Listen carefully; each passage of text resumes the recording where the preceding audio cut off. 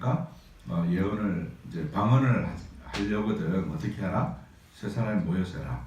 그리고 뭐가 반드시 있어야 된다? 통역이 반드시 있어야 된다.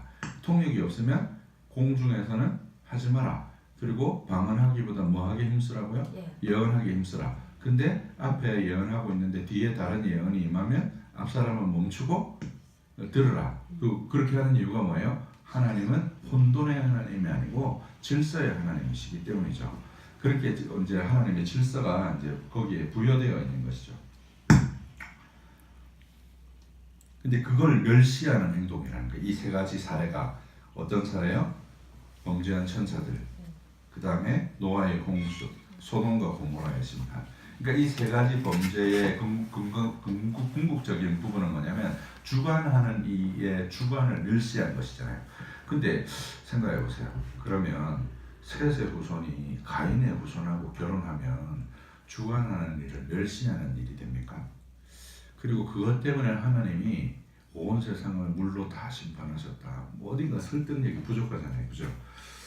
부족하죠. 근데 이제 이게 이제 보통 사실은 지금 나오는 이 해석은 개혁교회의 보편적인 해석은 아니에요. 그 점은 여러분이 아셔야 돼요. 보편적인 해석은 아니에요. 보통은 이제 목사님 주로 어떻게 해석하세요? 셋의 후손과 가인의 후손 이렇게 해석하거나 조금 다르게 해석하시는 분들은 왕의 후예가 보통 이제 왕들이 다 자신을 누구의 아들이라고 그래요?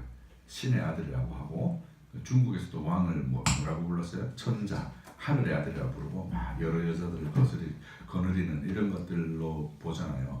근데 이제 그런 걸로 하면 뭐 사실은 아브라함도 부인이 여럿 있었고, 그죠? 야곱은 뭐 부인이 넷이나 있었고, 그죠? 그걸로 하나님이 온 세상을 심판하실 정도로 그렇게 주관하는 일을 멸시하는 야곱을 그렇게 하나님이 이렇게 괜찮게 보시면서 계속 그렇게 야곱에게 이제 그런 하나님의 계시로 그를 이끌어 가셨다. 우리 이렇게 이해하기 좀 어렵잖아요, 그죠? 그래서 제가 볼 때 이 해석을 여러분에게 이제 제시하는 것입니다. 이처럼 호색은 단지 남녀간의 성적인 부도덕만을 의미하지 않고 우상 숭배나 창조 질서를 어지럽히는 일과 연결되는 것도 바로 이 때문인 것입니다. 바울이 로마서에서 죄를 설명하면서 동성애를 언급하는 것도 단지 남녀간의 문란을 의미하지 않고 핵심은 창조 질서의 교란이자 그것을 통해서 베드로 사도가 말하는 것처럼 주관자를 멸시하는 것입니다. 로마서를 인용해 보면 이렇습니다. 그러므로 하나님께서 그들의 마음의 정욕대로 더러움에 내어버려 두사 그들의 몸을 서로 욕되게 하게 하셨으니 이는 그들이 하나님의 진리를 거짓으로 바꾸어 피조물을 조물주보다 더 경배하고 섬김이라. 주는 곧 영원히 찬송하실 이시로다. 아멘. 이 때문에 하나님께서 그들을 부끄러운 욕심에 내어버려 두셨으니 곧 그들의 여자들도 순리대로 쓸 것을 바꾸어 영리로 쓰며, 그 정상적인 성관계를 안 하고 변태성적인 행위를 한다는 거죠. 그와 같이 남자들도 순리대로 여자 쓰기를 버리고 서로를 향해서 음욕이 부릴 듯하며 남자가 남자와 더불어 부끄러운 일을 행하여 그들의 그릇 때문에 상당한 보응을 그들 자신이 받았느니라. 지금 이 로마서 자체도 지적하는 바가 그냥 성적 문란 이런 걸 지적하는 게 아니에요. 하나님이 창조하신 창조의 질서를 교란하는 이 일에 대한 이 일이 뭐라는 거예요? 그 주관자를 멸시하는 행위라는 거죠. 하나님을 멸시하는 행위로 본 것입니다. 그러니까 이게 이제 사실은 구약 성경에서 말하는 죄의 핵심이에요. 단지 성적 문란이 핵심에 있는 것이 아니고 그것의 구체적인 결과가 바로 이런 것인데, 호색은 어디에서부터 출발한다 그랬어요? 럭셔리아가 어디에서부터 출발해요? 눈에서부터 출발하잖아요, 그죠? 안목의 정력에서부터 출발한단 말이에요. 에덴 동산에서 이제 하와가 먹음직도 하고 보암직도 하고 지혜롭게 할 만큼 탐스럽기도 한 바로 그것을 보고 하나님의 지위를 탐낸, 그죠? 너도 하나님처럼 될 것이라는 그것에, 그죠? 넘어간 거잖아요, 그죠? 그것이 죄의 근간이라는 거예요. 바울은 정욕과 우상 숭배를 연결하고 있습니다. 그리고 그것은 창조 질서를 어지럽히는 일과 연결되어 있습니다. 태초에 하나님께서 하신 창조사역도 혼돈과 공허를 질서 매기고 채우는 일이었습니다. 그 질서 매김을 거스르고 주관자를 멸시하는 일이 바로 호색의 본질입니다. 이 주관자의 질서 매김은 우리에게 성적 역할로 우리 DNA 속에 기록되어 있습니다. 한 사람이 자신을 성적 존재로서 어떻게 보는가 하는 성적 자아 개념이 추동을 따라 우리 의식에 표상되어지는 것입니다. 성적 자아 개념이 우리 DNA에 있어요. 그리고 그것이 이제 추동을 통해서 우리 삶으로 이제 드러나는 것이죠.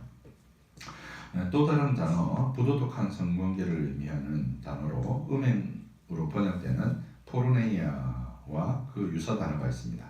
음행은 사회적, 종교적 규범을 벗어난 불륜행위가 되는 다양한 성행위 방식을 묘사한 것입니다. 앞서도 설명했다시피 호색은 본질적으로 하나님의 창조 질서를 어그러뜨리는 것입니다.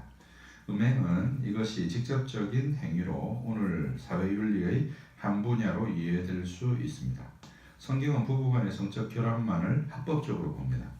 음행은 이 결합 외에 모든 다른 방식의 육체적인 성적 결합 방식을 일컫습니다. 그러니까 이제 부부가 합법적인 성관계를 맺는 것 외에 모든 성적 결합을 이제 음행이라 이렇게 보는 것이죠.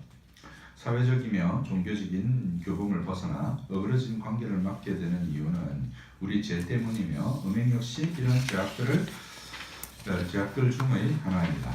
이들은 하나님께서 성경을 통해서 규정하신 성역할을 거스르는 정체성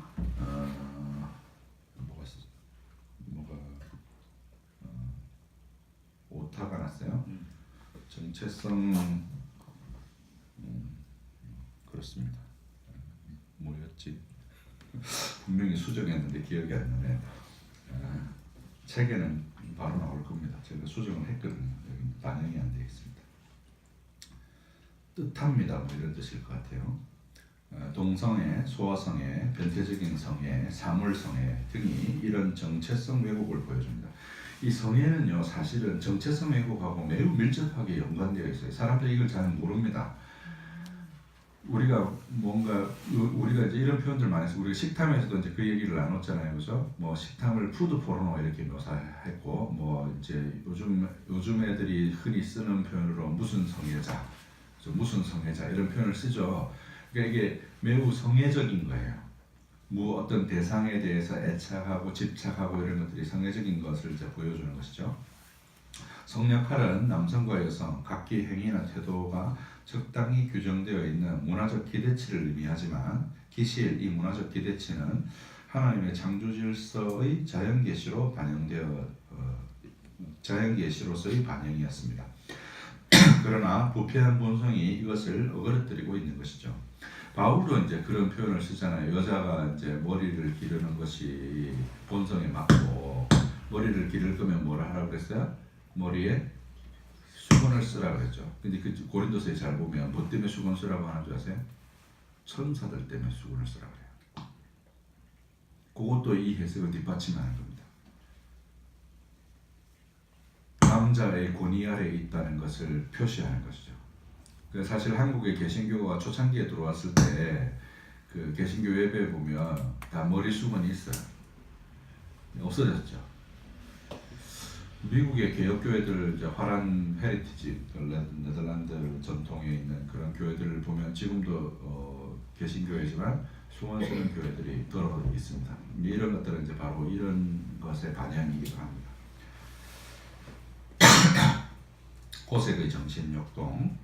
US News and World Report에 보도된 포르노 산업이라는 기사가 1996년에 이제 실렸는데 그 밑에 각주 보시면 나오죠. 97년 10월 나온 기사예요. 거기 이제 기사에 보면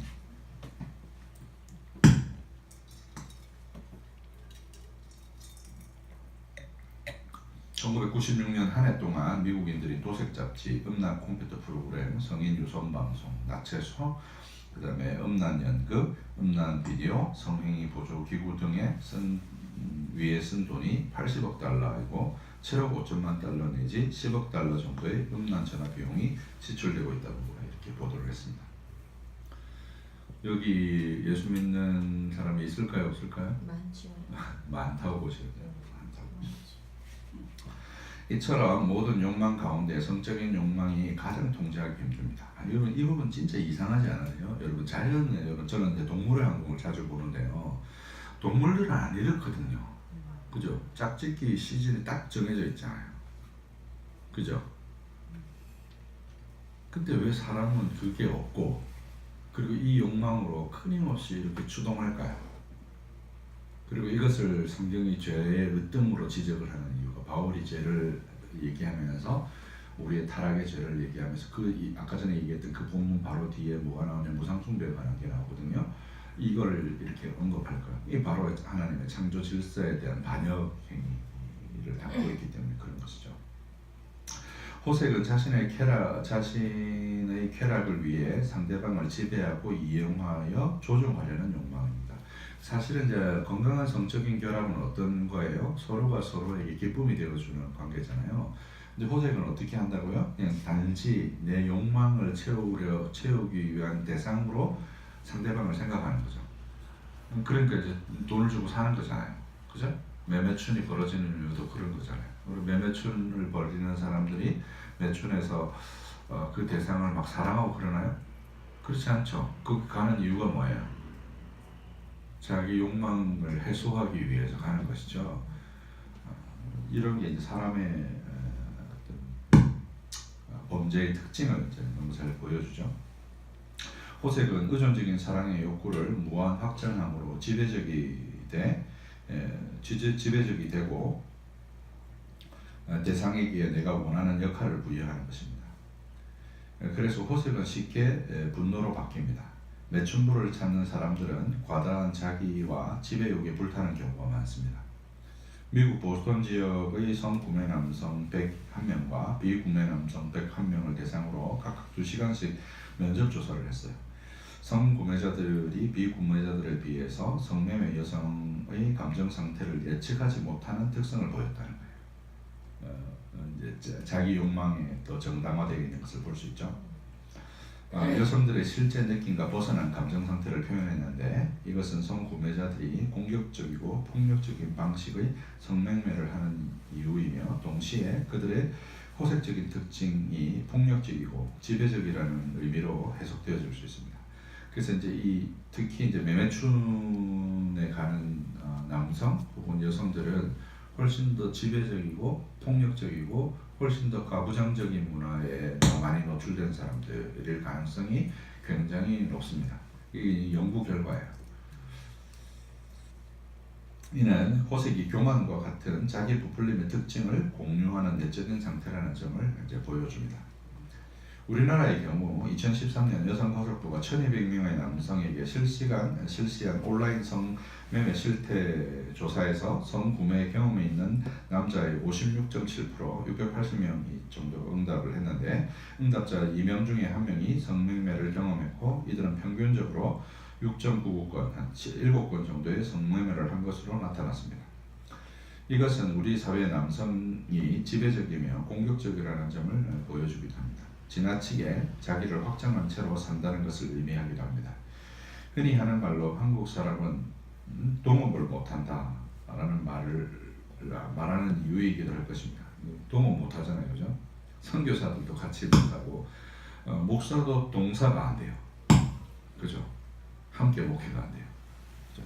그러니까 이게 굉장히 가부장적이고 지배적인 자기 확산 이런 것들과 매우 밀접하게 관련이 있고 이런 사람들은 반드시 이런 문제를 불러일으킵니다. 성 문제를 불러일으킬 수밖에 없는 거죠. 생각해 보세요. 이제 그 홍대에 무슨 교회에 있었잖아요. 그 목사님. 그 왜 그런 행동을 했을까요? 보면 그의 설교를 들어보면 알 수 있죠. 그가 얼마나 지배적이고 자기중심적이고 근데 사람들이 그런 걸 좋아해요. 참 이게 아이러니죠. 그러니까 이제 이게 우리의 의존적인 문화하고도 매우 밀접하게 연관이 되어 있어요. 요거는 이제 우리 핵심감정 치유편에 상호 의존적 관계에 관한 설명이 나오는데 그거를 좀 참고하시면 좋을 것 같습니다. 핵심 감정 치유 편에 나와 있는 오만 증후군과 같은 심리적인 상태가 바로 호색의 죄를 품을 때 나타납니다. 오만 증후군이라는 내용이 나와요. 미국의 이제 미국 대통령, 그다음에 영국 수상들, 지난 100년간의 대통령 수상들을 다 조사한 거예요. 조사했는데 막 이 사람들이 그 권력에 중독이 되어서 이상하게 변하는 거예요. 이상하게 변하는데 이제 이런 특징을 보인다는 거죠. 그 클린턴 참 괜찮은 사람이잖아요, 그죠? 근데 이제 대통령에 있으면서 어떤 일이 벌어졌어요? 루인스키와의 그런 성적 스캔들이 벌어지잖아요. 그런 것들이 바로 그 권력에 중독되어질 때 나타나는 현상이거든요. 100% 나타납니다. 안 나타날 수가 없어요. 그 사람의 태도를 보면 짐작할 수가 있어요.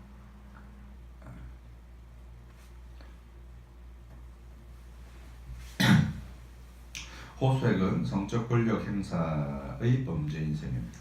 보통 이제 우리가 성범죄를 이렇게 표현하잖아요.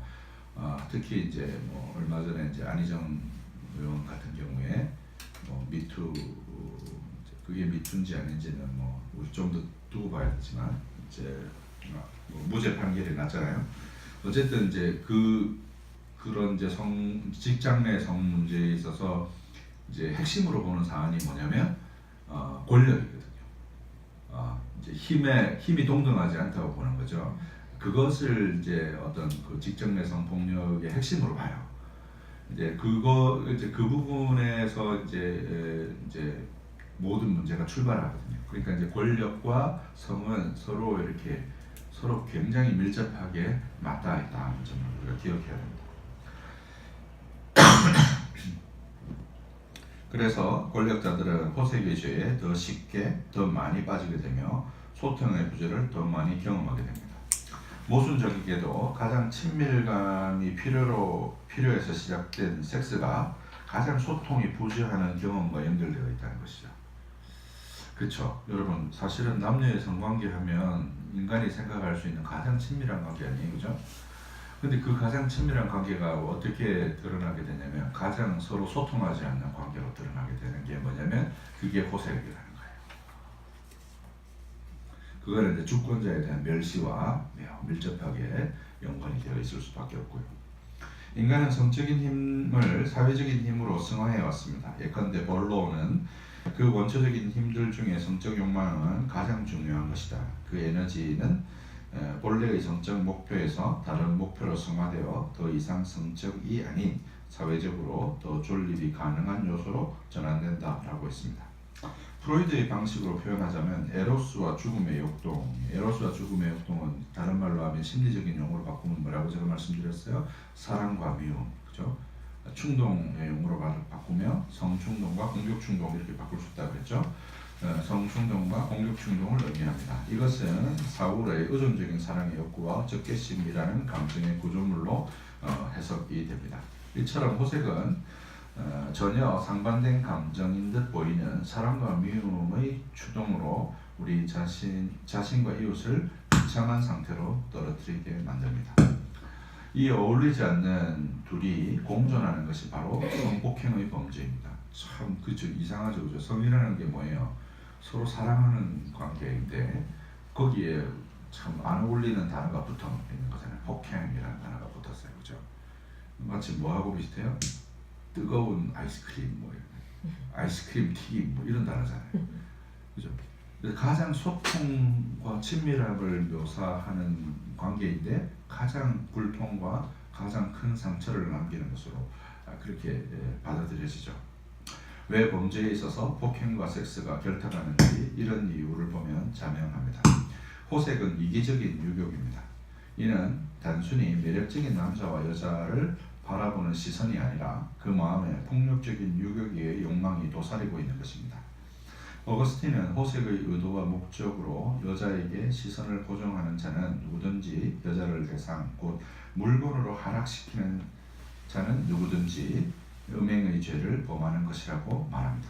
여자를 대상으로 물건으로 만드는 거죠. 뭐 여자의 경우도 마찬가지죠. 이제 고대인이다 보니까 이제 좀 아무래도 남성 중심적이죠. 이제 오늘날은 여자들도 충분히 권력을 가지거든요.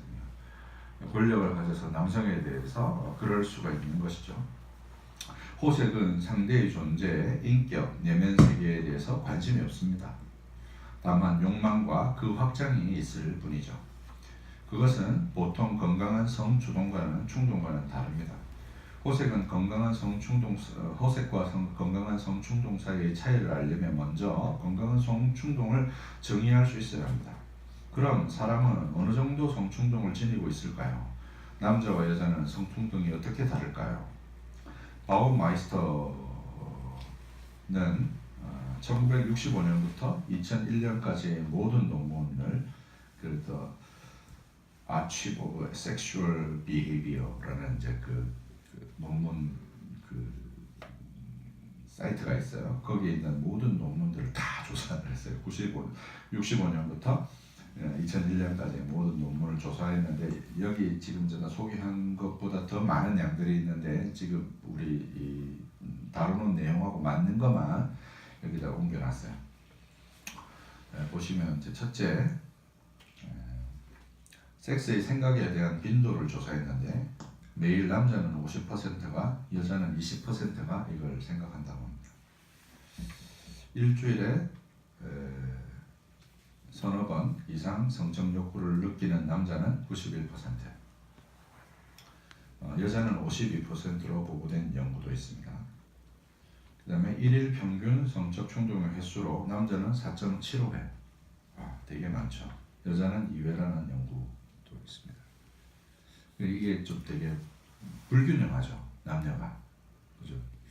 그래서 여러분 이제 그 부부생활, 가정을 이루어서 이게 불균형하단 말이에요. 서로 이제 먹는 양이 다른 거예요. 우리가 식욕으로 치면 남자는 하루에 한 4-5끼를 먹고 여자는 하루에 2끼, 1끼 이렇게 먹으니까 이게 안 맞는 거죠. 그런 점들도 이제 잘 생각해야 돼요. 이걸 잘 아는 거하고 모르는 게 굉장히 큰 차이를 불러옵니다. 그 다음에 성적 충동을 통제를 위해서 노력하는 정도를 나타내는 점수에서 남자가 여자보다 높게 훨씬 나타난다. 그러니까 훨씬 더 자기 충동을 더 많이 절제하고 있다는 거죠, 남자들이. 섹슈얼 판타지에서 남자가 자주 더 다양하다는 연구도 있고, 원하는 섹스의 빈도수에 대해서도 조사를 했는데, 둘째, 결혼 20년차 부부가 원하는 섹스의 빈도로 남편이 부인보다 50% 정도 높다는 연구, 현재보다 더 많은 섹스를 원한다는 비율로 남편이 60%, 여자가 부인이 31%라는 연구, 섹스를 원하지만 하지 못하고 있는 사람들에 대한 연구에서 남자의 비중이 94%라는 연구. 여자들은 이제 보통 상대가 이제 합법적인 상대가 없는 경우에 이런 건 잘 생각 안 하거든요. 있더라도 이제 스쳐 지나가고 어떻게 잘 극복되고 이런데 남자들은 잘 그렇지 못한 것이죠. 여기에서 볼 수 있듯이 남성의 성적 욕구가 여성에 비해 압도적이라는 사실을 알 수 있습니다. 그 외에도 자위를 어느 정도 하는지에 대한 연구도 있었는데 일주일에 한 번 이상 자위를 하는 비율로 남자가 45%, 여자가 15%라는 연구, 자위를 한 번도 해본 적이 없는 사람의 비율로 여자가 39%, 남자가 11%라는 연구, 60세 이상에서 여전히 자위하는 남자가 여자보다 더 많다는 연구 등이 있었습니다. 자연적인 상태로 보기에는 남자의 경우 많은 성욕은 그리 부자연스러운 것이 아니라는 점을 이제 우리가 알 수 있습니다. 이게 그냥 자연적인 거였죠. 자연적인 거예요. 근데 왜 이럴까요? 제가 처음부터 이 호색의 문제를 다루면서 사람은 왜 짝짓기 철이 없냐는 거예요. 그죠? 이거 이제 우리가 생각해 봐야 돼요. 여자는 대체로 배란기에 자연적으로 성욕이 가장 높이 증가하는 것으로 보고되어 있습니다. 굳이 이런 경험적인 연구를 거론하지 않더라도 고래로 성은 인간이 때려야 뗄 수 없는 관계였습니다. 맹자도 성적으로 매력 있는 사람을 좋아하는 것을 자연적인 사람의 욕망이라고 얘기했습니다. 호색은 인지소욕이라 이렇게 표현했죠. 그러나 개혁신학의 입장에서 자연상태란 부패한 상태며 이 부패한 상태가 빚어내는 성욕은 왜곡이 있기 마련인 것이죠. 자연상태라고 하더라도 우리가 신학적으로 어떻게 보고 있어요? 우리 상태를 그냥 하나님의 의를 행할 수 있는 상태로 봐요? 그렇지 않은 상태로 봐요? 그렇지 않은 상태로 보는 것이죠. 자연스럽게 일어나는 성욕과 달리 호색은 기회만 주어지면 언제든지 그 일을 하겠다고 하는 심리적인 태세를 가리킵니다. 여자를 보고 성욕이 생기는 것과 음욕을 품고 여자를 보는 것이 서로 다른 것이죠. 여자의 배란기 성욕과 잠언 7장의 음녀의 욕망은 다른 것입니다. 앞의 두 가지 경우에서 전자들이 자연스러운 성욕이라면 후자들은 호색이라고 할 수 있습니다. 호색은 우리의 행위가 초래할 결과를 생각하지 못하게 합니다. 지금 당장의 말초적인 자극과 그에 대한 만족을 원하는 마음입니다. 그것은 마치 목말라 죽게 된 사람이 소금물을 탐내는 것과 같습니다. 호색은 사람으로 착각하는 이유 중 하나는 몸에 대한 그릇된 이해입니다. 몸은 악이 아니죠.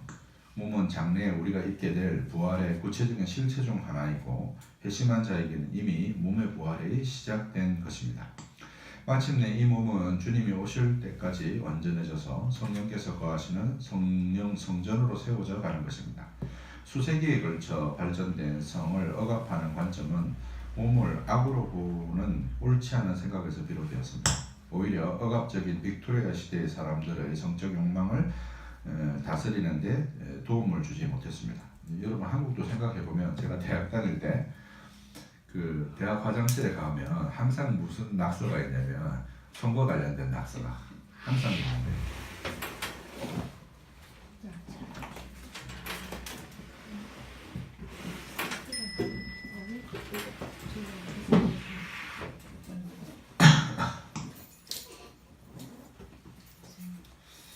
이런 것들이 이제 억압적 상황을 보여주는 것이죠. 특히 오랫동안 유교적인 관습 속에 있던 한국 사회에서 성은 금기 중의 하나였습니다. 1980년대만 해도 화장실에 가면 성적 낙서들이 가득했습니다. 그러나 최근 JTBC의 마녀사냥, KBS 조이의 연예 참견과 같은 TV 프로그램을 통해서 접하게 되는 20대의 성과 연애 풍속도는 정말 격세지감이라고 하지 않을 수 없습니다. 매체의 발달은 성을 접하는 연령을 낮추고 점점 성적인 통제력을 얻기도 전에 성적 문제들에 직면하는 상황을 낳았습니다. 첨예한 사역을 하는 어느 목사님께 듣기로 요즘 20대 그리스도인들은 혼전 성관계를 아무렇지도 않게 생각하는 문화에 노출되어 있다는 말을 들었습니다. 실제로 그렇다고 그러더라고요. 심지어 선교단체 회원인데도 그렇다고 하니까 이제 참 많이 달라졌죠. 만약 사실이라면 교회가 그것을 쉬쉬하는 동안에 청년들은 세속적인 가치관으로 그들의 생각 체계가 침탈당하고 만 것이라고 할 수밖에 없을 것 같습니다. 그러나 하나님은 성을 필요악으로 만들지 않으셨습니다. 빅토리아 시대의 억압은 더 이상 오늘의 문제가 아닙니다. 오히려 지나치게 개방화된 현실은 어떻게 다룰 것인지를 고민해야 할 때가 되었습니다. 몸을 악하게 보는 관점은 반대로 몸짱과 같은 신조에서도 알 수 있듯이 몸을 찬양하고 숭배하는 시대가 되었습니다. 몸에 대한 관점의 변화는 성을 보는 관점의 변화를 불러왔습니다. 억압에서 집착으로 변했습니다. 우리는 몸과 성에 집착합니다. 이 시대의 광고나 TV의 아이콘은 섹시라는 말로 표현할 수 있습니다. 사실 제가 대학 다닐 때마다 이 말은 되게 부끄러운 말이거든요. 그 말을 입에 담을 수가 없었어요. 머릿속으로는 생각해도 입으로 담을 수가 없었어요. 근데 요즘은 어때요? 자랑스럽게 얘기하죠. 세대가 많이 달라진 것이죠. 이 시대의 성을 집착하고 성을 상품화합니다. 원래 성은 그런 것이 아닙니다. 히브리어 알다와 성관계를 가지다에 해당하는 단어는 같은 단어로 야다라는 단어입니다. 그 마리아가 내가 남자를 알지 못하는데라는 말을 아버지도 남자고 뭐 자기 형제들도 남자일 텐데 그 말은 그냥 단지 옆집 사는 누구 안다 이런 의미가 아니라 성적으로 알지 못한다 이런 뜻이거든요. 성관계란 서로 알아가는 것이어야 합니다. 그러나 호색은 호색에게 성은 하나의 상품입니다. 그것은 서로를 인격적으로 아는 것이 아니라 나의 욕구의 만족을 위해서 비용을 지불하고 만족을 얻는 대상인 것이죠. 호색과 핵심 감정. 호색은 빈약한 자기상을 지니고 있습니다. 그들은 종종 자신이 나쁘고 악한 사람이라고 여깁니다. 그러나 주위 사람들은 이 사실을 거의 알아차리지 못합니다. 사실 변화의 핵심은 여기에 있습니다. 왜냐하면 그들은 종종 최고로 여기는 것처럼 행동하기 때문입니다. 허세를 부리고 잘난 체하며 자기를 치켜 세우기 때문인 것이죠.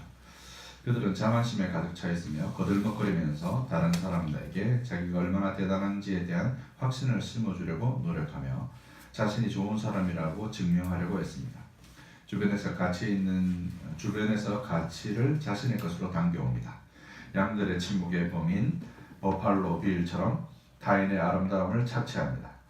마치 자기 것인 양 타인을 기만합니다. 주변 사람들에게 좋은 사람이라는 평을 들으며 그런 평판 관리에 모든 에너지가 집중되어 있습니다.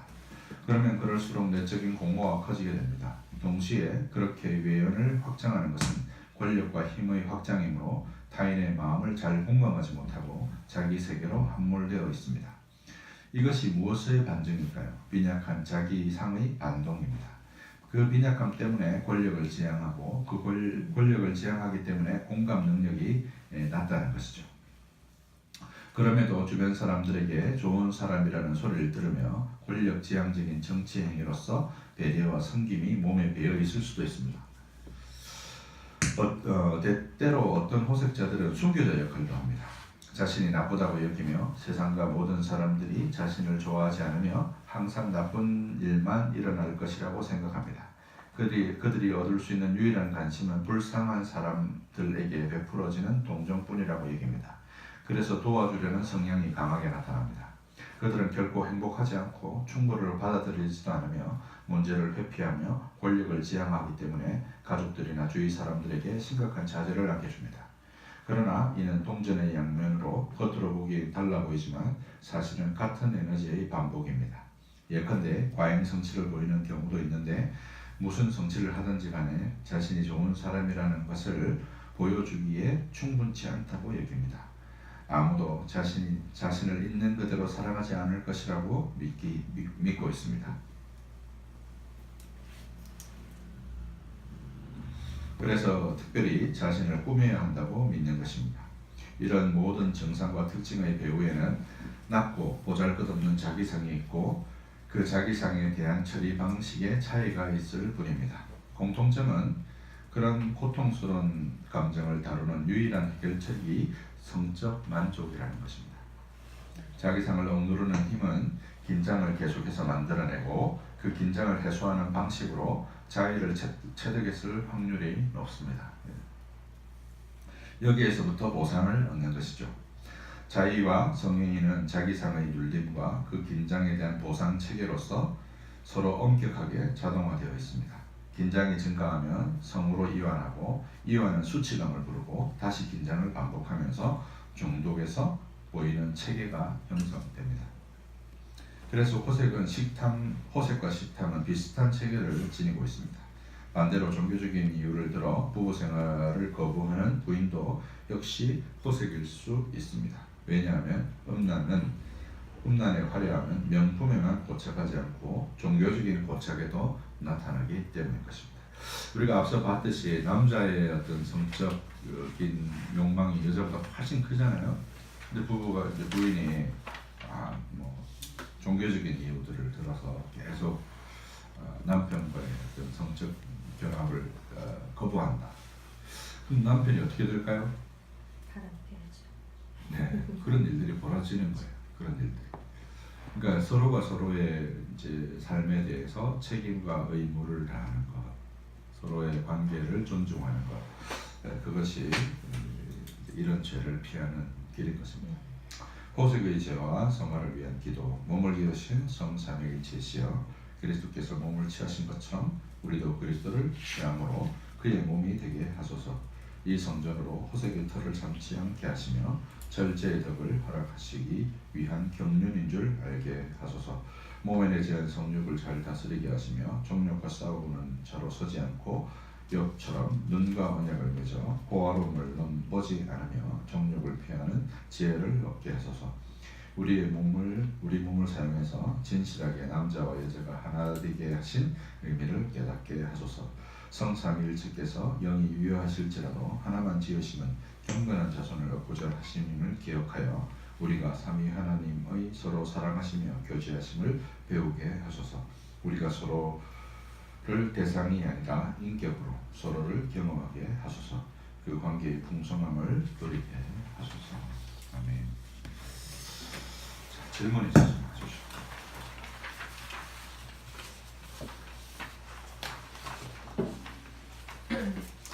결국 그 호텔이 가장 원인은 낮고 보잘것없는 자기사, 그 왜곡된 자기상이잖아요. 근데 이런 경우 보통 항상 그랬지만 엄청 어린 시절에 부모와의 관계에서 충분히 자기가 존중받지 못하고 귀한 존재라는 걸 경험하지 못한 경우에 이런 게 심한데, 근데 사실 그건 그리스도를 통해서는 자기가 얼마나 부귀한 자인지 그걸 깨달아야 되는데 보통 이런 사람은 그걸 못 믿더라고요. 못 믿죠. 못 받아들이고, 그러니까 너가 존귀하면은 오히려 화를 내고, 그러니까 자기는 이제 보잘것없고 막 쓰레기 같고 그런데 그래서 그리스도의 사랑을 더 못 받아들이니까 결국 뭐 은혜로 되지만 어떻게 이런 상황을 현실적으로 어떻게 할 수 있는지. 그러니까 그리스도께서 몸이 되신 거하고 같은 과정이죠. 앞에서 이제 설명했다시피 우리가 거기에서 유추할 수 있는 거예요. 그분은 높은 곳에 계셨지만 사람이 되셨잖아요, 그죠? 그럼 이제 그 사람의 그런 데서부터 출발해야죠. 너는 존귀한 자야, 나는 쓰레기 같은데 존귀한 자라. 그게 사실로 믿어지겠어요? 안 믿어지죠. 사실은 먼저 뭐가 돼야 되냐면 튜닝이 돼야 돼요. 나는 쓰레기 같아. 이러면 아 그래, 진짜 넌 쓰레기구나. 민감해지. 거기서부터 시작해야 돼요. 거기서부터 시작해야 돼요. 맞아요. 그러면 아마 오히려 더 기분 나빠할지도 몰라요. 반대로 아니야 이렇게 해주기. 아니야 해줘야 되는데. 맞아, 넌 쓰레기야. 그래, 넌 쓰레기야. 그러면 그 순간 뭘 보게 될까요? 자기의 왜곡된 생각. 왜곡된 생각도 보지만 자기 안에 쓰레기로 대접받고 싶어하지 않는다는 것도 보죠. 그러겠네. 진짜 자기 진짜 원하는 자기가 원하는 진짜 원하는 욕구가 드러나죠. 그러니까 그거를 충분히 사실은 이제 우리가 기름때를 뺄 때 뭘 해요? 기름을 이용하잖아요. 기름을 이용해서 옷에 묻은 기름때를 뽑아낸단 말이에요. 그게 서로 비슷하기 때문에 흡착하는 힘이 생기는 거잖아요, 그렇죠? 그래서 그 사람 안에 그런 낮은 자존감이 생겼으면 그것을 흡착하려면 너는 좋은 사람이야, 너는 좋은 사람이야 이거 백날해도 이제 스며들지가 않는 거예요. 물 같은 거. 네. 스며들려면 어떻게 해야 돼요? 같이 기름이 되어서 이제 그 밑에 있는 욕망이 드러나기까지 충분히 튜닝이 일어나야 되는 거죠. 그게 그리스도께서 몸이 되신 성자께서 사람이 되시고 몸을 취하신 것과 같은 것이죠. 그러면 근데 그렇게 하면 넌 쓰레기야 같이 그렇게 하면 계속 그러면 그럴 수는 없잖아요. 계속 그런 거. 이제 그런 공동체가 만들어져야 되는 거죠. 핵심 감정 공동체 같은 거. 우리 그런 거 해요. 실제. 뭐 웃으면서 그런 얘기를 하죠. 근데 이게 내가 쓰레기 같아. 그래, 넌 쓰레기야. 이러면서 그러니까 치밀한 되는데, 그러니까 이게 모든 게 이런 친구들은 그러니까 말씀하신 것처럼 사실상 자기를 커버하려고 계속 인정받고 싶어서 지나치게 자기를 포장하잖아요. 네. 그래서 그걸 인정해 주길 바라고 또 그걸 인정해주면 삐져요. 되게 토라져요. 그래서 그걸 인정해 주면서 너의 그 왜곡된 거를 비춰주면 또 그건 보기 싫어하고 그렇잖아요. 그래서 말씀하신 친밀한 가운데 그거를 깊이 이렇게 본인이 받아들일 수 있도록 그걸 하는 방법이 이제 현실적으로 해야 되는 거죠. 그렇죠. 그렇게 시간을 가지고. 시간을 가지고. 그리고 생각해 보세요. 우리가 어떤 사람들을 막 칭찬하고 이래요. 칭찬하는 사람들은 막 불편한 사람들이에요. 하긴 친하면 칭찬 안 하죠. 친하면 막 이러면 야, 니 하던 대로 해 이러지. 그죠? 그러니까 어떤 때 막 칭찬하면 관계가 불안정할 때, 그죠? 관계가 불안정할 때 우리가 칭찬하잖아요. 그죠? 생각해 보세요. 막 이렇게 식당에 갔는데 남자 여자가 막 서로 달링 뭐 이러면 초반인 거죠. 초반이거나 불륜이거나 그런 거예요. 관계가 불안정하기 때문에. 하긴 부부 사이는 그럴 이유가 없는 부부는 이제 같이 앉아 있으면 아무 말 안 해요. 아무 말 안 하면 부부예요. 그게 이상한 게 아니에요. 그게 지극히 정상적인 거예요. 그죠? 그건 뭘 의미하냐면 아무 말 안 하는 것은 관계가 없다는 의미가 아니고 그만큼 신뢰가 있는 관계라는 의미잖아요. 그죠? 신뢰가 있어야 싫은 소리도 하는 거 아니에요? 맞아요. 그죠? 신뢰가 없으면 싫은 소리를 할 수가 없잖아요. 근데 생각해보세요. 막 이 친구가 자기를 막 뽐내려고 해서 막 자기를 포장하고 막 이렇게 해서 인정받으려고 해서 인정받았어요. 근데 자기가 알잖아. 자기가 쓰레기인 줄. 그러니까 그 포장을 인정해주는 것을 인정이라고 느낄까요? 못 느끼죠. 그러니까 만족이 안 되는 거예요. 계속. 그리고 그 공허 때문에 어디에 빠지게 돼요? 이런 호색의 문제에 빠지게 되는 거예요.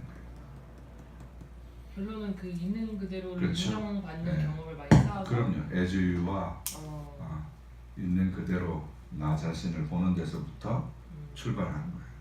거기서 이제 그런 공동체를 만들어야 돼요. 그게 너무 필요한 것 같아요. 그게 안 되면 사실은 기독교 신앙의 이 세 가지 덕, 네. 믿음, 소망, 사랑의 세 가지 덕은 거의 실천 안 된다고 해요. 근데 오늘날 사람들은 굉장히 많이 소외되어 있고 그 소외된 관계 때문에 사실은 서로를 제대로 만나지 못하고 호색은 꼭 성적인 결합의 관계 속에서만 작동하지 않아요. 다른 사람을 이용하는 것도 뭐 하는 거예요? 호색이죠, 사실은. 그죠? 럭셔리를 위해서 이용하는 거죠. 나를 돋보이게 하기 위해서 누군가를 주변 사람들을 이용하는 것도 일종의 럭셔리인 거죠. 자기를 높이기 위해. 네, 자기를 높이기 위해서 타인을 이용하고 그 이제 예쁜 여자가 못생긴 친구들하고만 다니는 뭐 이런 것도 일종의 럭셔리인 거죠. 키 작은 사람이 키 큰 상대로 그럴 수도 있고, 그죠? 자기 욕망의 투영이겠죠. 그런 것들이죠. 그러면 종교적 고착으로 나타나는 거는 네, 왜 그런 거예요? 어떤 종교적 교착? 여기 음란은 네, 종교적인 고착으로 나타납니다. 몇 페이지예요? 7페이지. 제일 끝에 부부생활 거부하는 부인도 부부 생활을 이제 우리가 이제 보통 이제 종교의 열을 올리시는 분들이 있으시잖아요. 종교의 열을 올릴 때 이제 이유가 여러 가지 있겠지만 뭐 신천지나 이런데 사람들이 막 홀려가지고 갈 때는 뭐 하나님의 교회, 신천지 이런데 특징이 있어요. 어떤 특징이 있냐면 굉장히 관계적이에요. 네, 굉장히 1:1 케어를 열심히 합니다.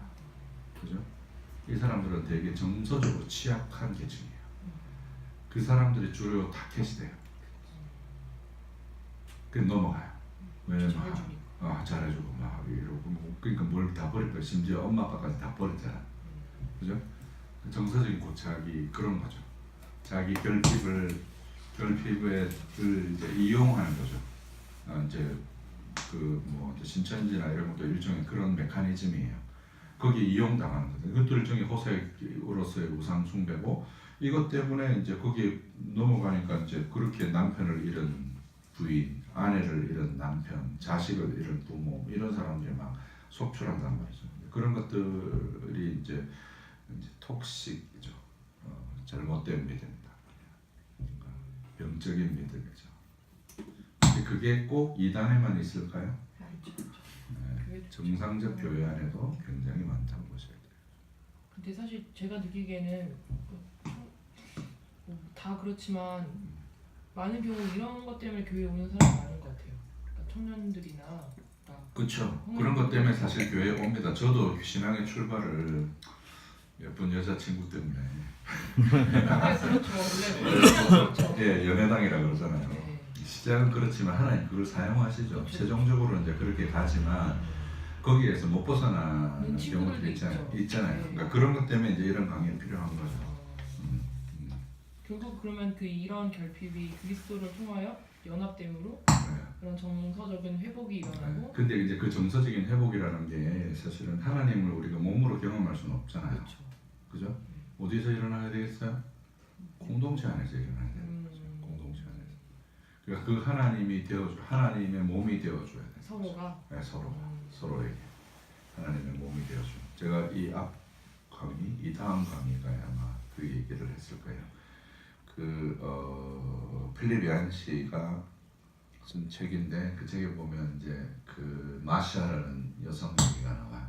루게릭병이 27살인데 이제 신앙을 다 잃어버린 거죠. 몸을 다 쓸 수가 없고 이제 점점 죽어가니까 이 여자는 이제 하나님도 다 이제 버리고 막 인생을 원망하고 이러는데 소원이 뭐냐면 집에서 죽고 싶다는 거예요. 근데 병원에서는 이제 돌볼 사람이 없으니까 24시간 돌보지 않으면 돌볼 사람이 없으니까 퇴원을 못 시켜주는 거예요. 근데 이제 레바 플레이스라는 이제 기독교 여성 단체가 그 회원들이 24시간을 조를 짜서 이제 마샤를 24시간 집에서 돌보기로 한 거죠. 그렇게 그녀를 돌봐주고 그녀는 교회에서 세례를 받고 결국 자기 삶을 마감해요. 그렇게 그녀에게 레바 플레이스의 회원들은 그리스도의 몸이 되어준 것이죠. 그걸 통해 이제 건강하게 그걸 회복하는. 그렇죠. 실제로 그녀가 하나님을 어떻게 경험하겠어요? 하나님은 사랑입니다는 걸 경험이 돼요? 그렇게 그리스도는 우리를 통해서 몸이 되시는 거죠. 그럴 때 우리가 그 사랑을 경험해요. 신앙이라는 것은 우리가 하늘에 가달란다고만 되는 게 아니란 말이죠. 현실에서 우리가 몸으로 서로 경험하는. 그리고 성찬도 사실은 뭘 경험하는 거예요? 살과 피를 먹음으로 우리가 그의 몸이 되는 것을 경험하는 거죠.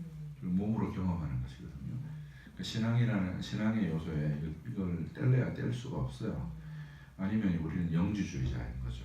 사실은 참 신앙이라는 것은 우리의 몸의 부활을 믿는 거고, 이게 제가 강연에도 얘기했지만 그 부활이 지금 시작되었다고 믿는 것이거든요. 그리스도의 몸으로 되어져가는 그 부활이 지금 내 삶에서 시작이 된 거예요. 그래서 내가 누군가에게 그리스도의 몸이 되어가고 그런 공동체가 되어져가는 그 공부가 우리 안에서 시작되어야 되는 것이죠. 그게 이제 기독교 신앙에서의 사귐의 궁극적인 의미라고 할 수 있어요. 결국 교회 회복을 통해 이제 회복이 되네. 그렇죠. 예.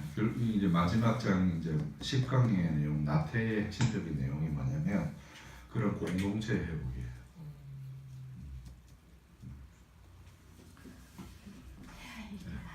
재밌겠네요. 목사님께. 재밌겠죠. 나오면 꼭 읽어주세요. 사주세요. 언제 나올지 모르겠는데 빨리 나왔으면 좋겠어요. 저는. 또 질문 있으세요? 질문 없으시면 여기서 마치겠습니다. 수고하셨습니다. 감사합니다. 우리 남녀 많이 가져가요.